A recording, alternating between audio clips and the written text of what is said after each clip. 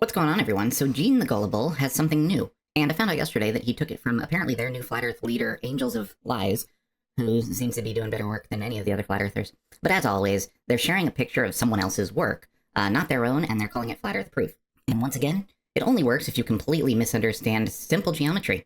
So Gene and Angels are running around showing this photo of Monviso, taken from just east of Pisa, just under 300 kilometers away. So here's the uncropped picture so you can get the full idea.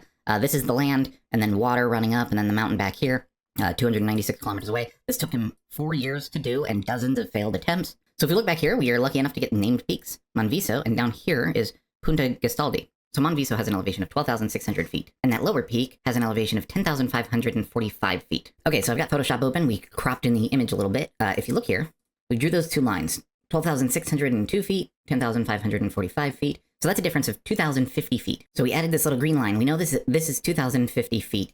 So if we add a bunch of these green lines, that should be 6.1 of these green lines from the top of the mountain to the base of the mountain. We're showing 4.5 of these missing, plus the 0.1 down here, behind this hard horizon line.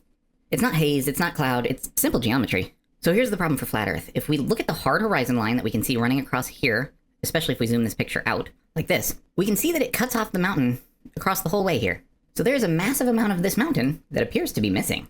On a flat surface, distant mountains like this would shrink linearly, like the law of perspective demands. We should see the entire mountain, just smaller. It wouldn't get sliced on a flat surface. So we've got Peak Finder open. We're going to find where he was on the map. So he says east of Pisa, and he has actually taken pictures from up here before. So my guess is he's somewhere around here. So we'll just go as close to 400 meters as we can, grab those coordinates, plug them in and head there, and then let's find, here we go. So Monviso.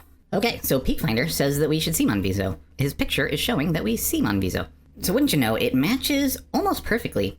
It's weird how this globe-based model of Peak Finder matches reality pretty damn close. But here's the thing I love about Peak Finder, is we can jump really high. Look at how much mountain is missing behind globe math horizon. There's a hill, and then a valley, and then a lot of mountain.